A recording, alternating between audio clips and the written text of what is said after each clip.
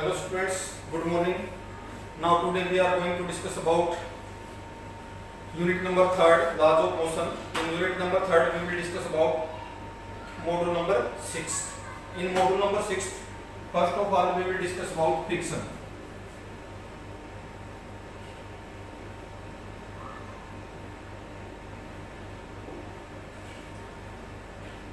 What is friction?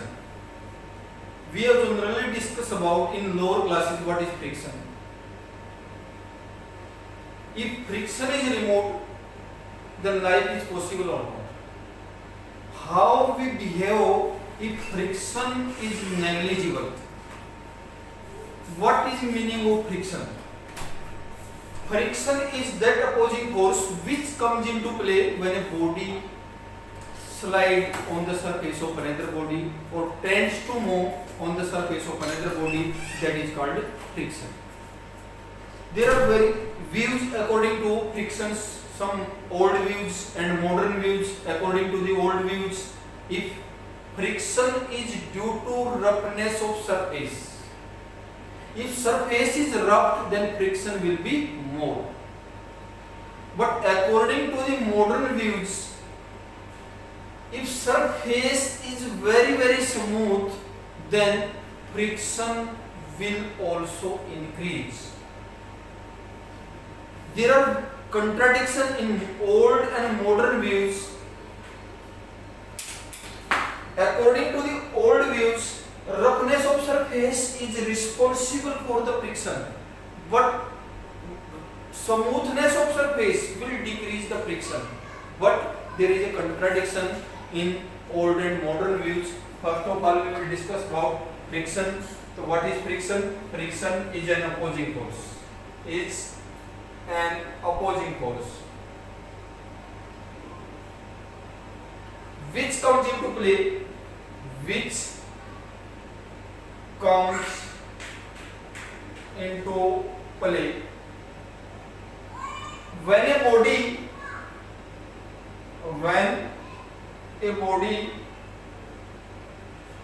tends to move or actually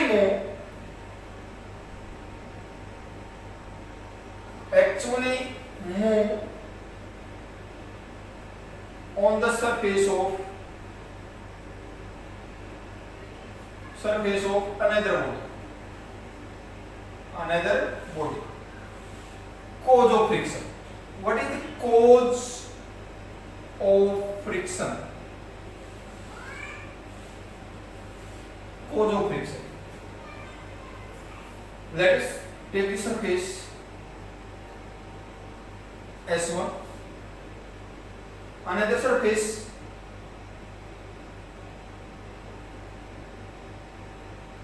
S2. These two surfaces having point of contact at this point.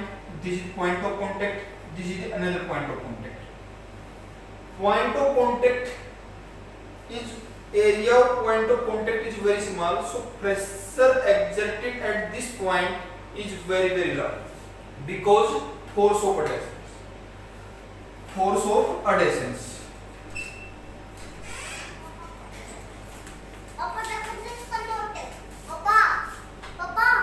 adhesions. Force of adhesion means at these points cold welding takes place, means electrons of this surface goes to the another surface. When force is applied on this surface, bonds are broken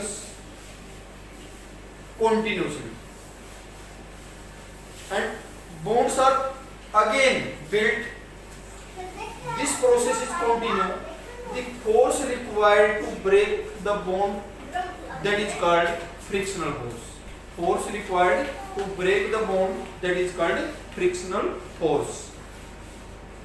Next one is static friction. Static friction.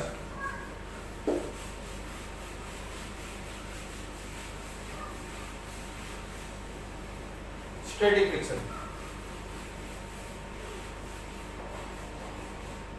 static friction.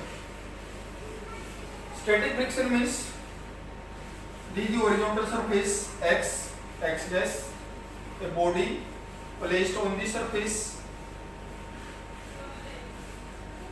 the weight of the body acting vertically downward, reactional force act vertically upward.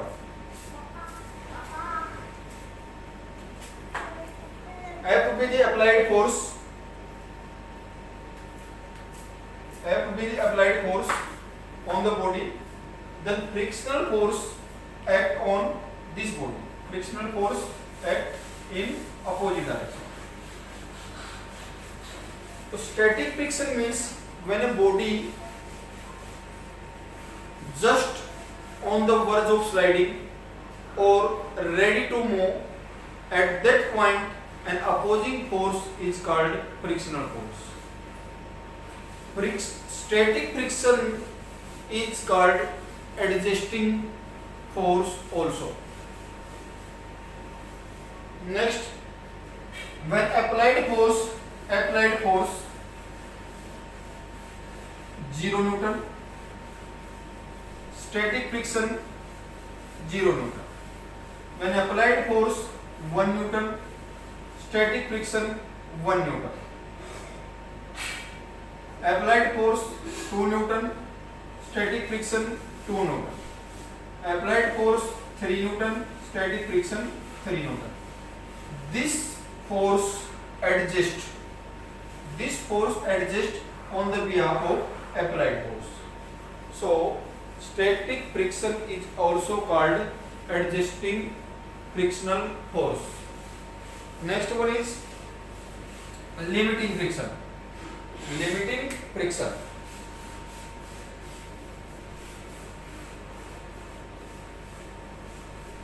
When we plot the graph between the applied force and frictional force,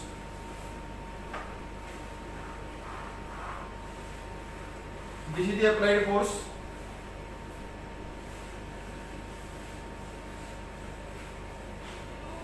this is the frictional force.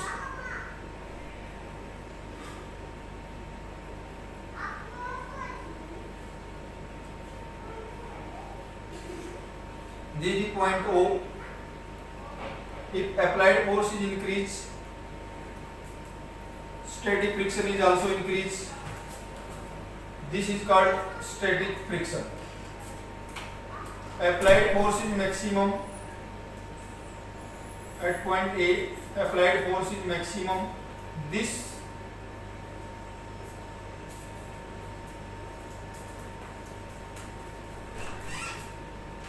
point is called L, and frictional force is called limiting friction. When frictional force is maximum, at that point frictional force is called limiting friction. Again applied force is increased. Again applied force is increased, but frictional force will decrease. Frictional force will decrease. This point is called K. Again applied force is increased, then frictional force decrease. This is called kinetic friction. Kinetic friction. First one is limiting friction. Limiting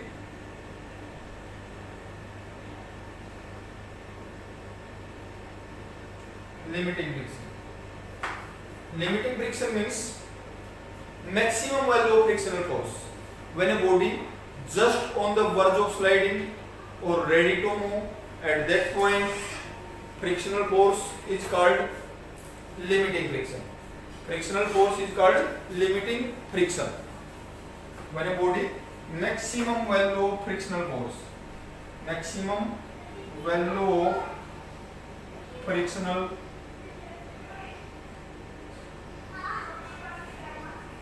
force when a body just on the point of sliding.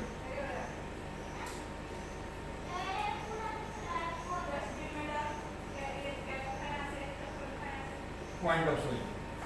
Next one is kinetic friction.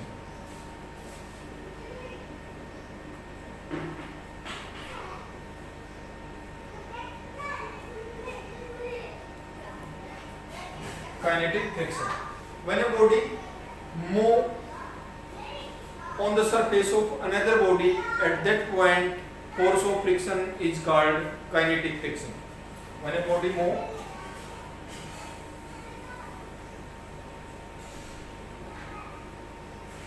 move on the surface of another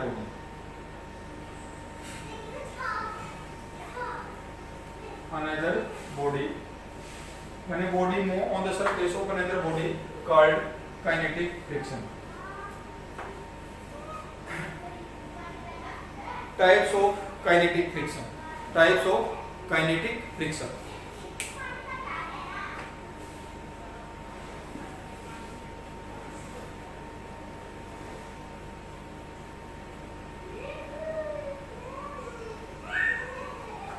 Types of kinetic friction.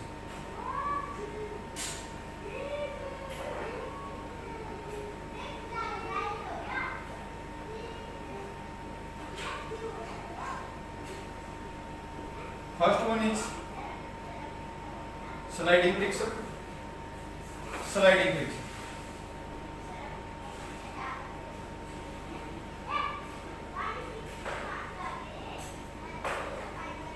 Second one is rolling friction.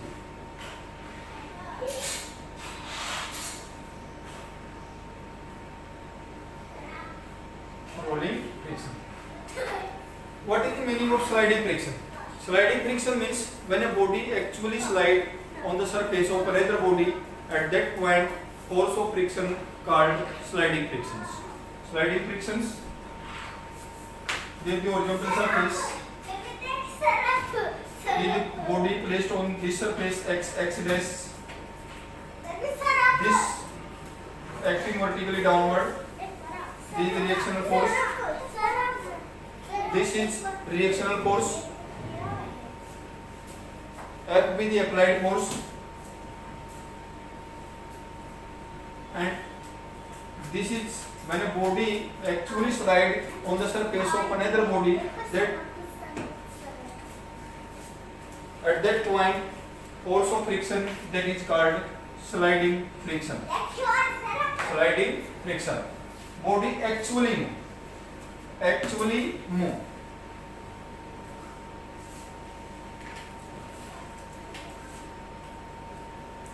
Next one is rolling friction. Rolling friction. Let us take an example. This is a wheel and this is road.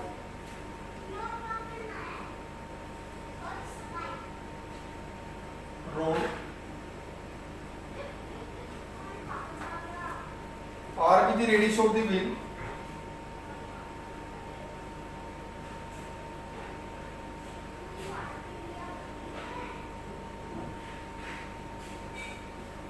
R with the radius of wheel. Point of contact between rod and wheel is very small. So pressure exerted at this point, P, that is equal to force divided by area. Area is very small. Point of contact is very small between rod and tire. If area of contact is very small, then pressure exerted is very large. If pressure exerted is very large, then there is a bump produced in the rod. There is a bump produced in the rod, and elevation produced at this point. So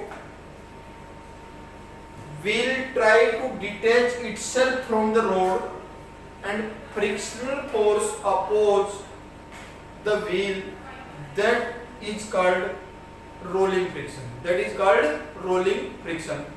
Rolling friction is small as compared to the sliding friction. We are trying to roll ourselves as compared to sliding ourselves. So rolling friction is small as compared to the sliding frictions. Laws of rolling friction. Next one is laws of rolling friction.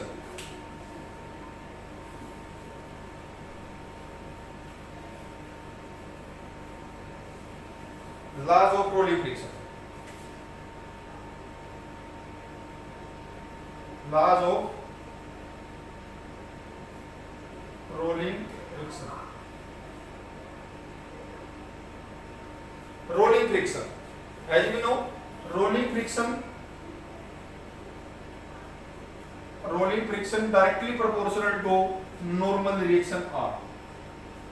Rolling friction directly proportional to normal reaction R. F of R, that is equal to mu k into R. Mu k into R, where mu k, that is equal to F of R, rolling friction, divided by normal reaction R. This mu k is called coefficient of kinetic friction. Coefficient of kinetic friction. Second law is rolling friction directly proportional to radius of the wheel. Rolling friction directly proportional to radius of wheel. Radius of wheel. In first law, rolling friction directly proportional to normal reaction and rolling friction inversely proportional to radius of the wheel. Normal reaction,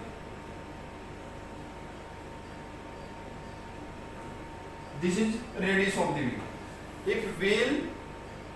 If wheel having large size, then rolling friction will be small. If wheel having small size, then rolling friction will be more. So rolling friction inversely proportional to radius of the wheel. So in first case, rolling friction directly proportional to normal reaction. Normal reaction act between wheel. Next one is laws of limiting friction. Laws of limiting friction.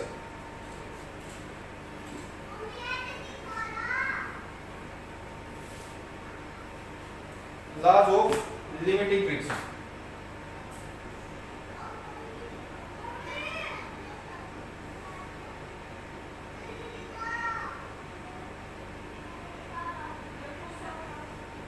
First law.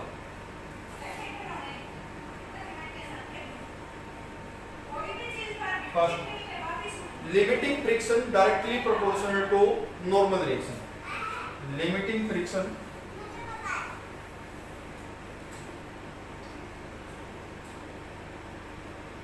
directly proportional to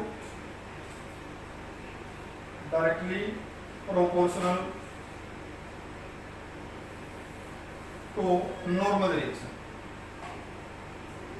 Normal reaction. F directly proportional to R. So F, that is equal to mu into R. Second law.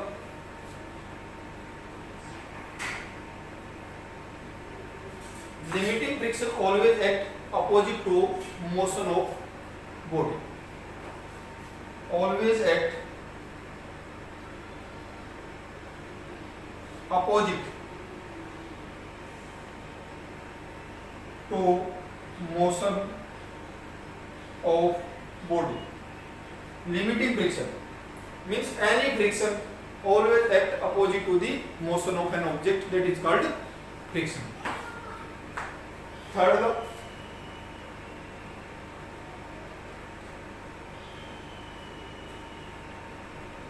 Third law. limiting friction independent of apparent area of contact. Limiting friction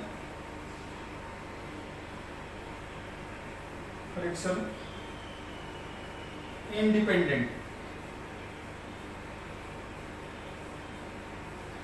on apparent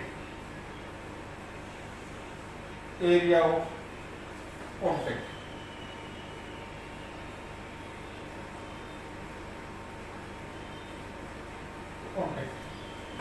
When a body moves from one point to another point, then normal reaction at that two points will remain same. So limiting friction is independent on apparent area of contact. That is third law of limiting friction. And fourth law. Limiting friction depends upon nature of surfaces of two bodies. If nature of surface of two bodies smooth, then limiting friction will be less. If nature of surface is rough, then limiting friction is more. So in fourth law, limiting frictions depend upon nature of surfaces. Limiting friction depends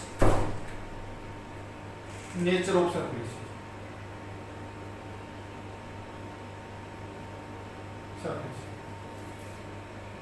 Thank you. Have a nice day. Thank you.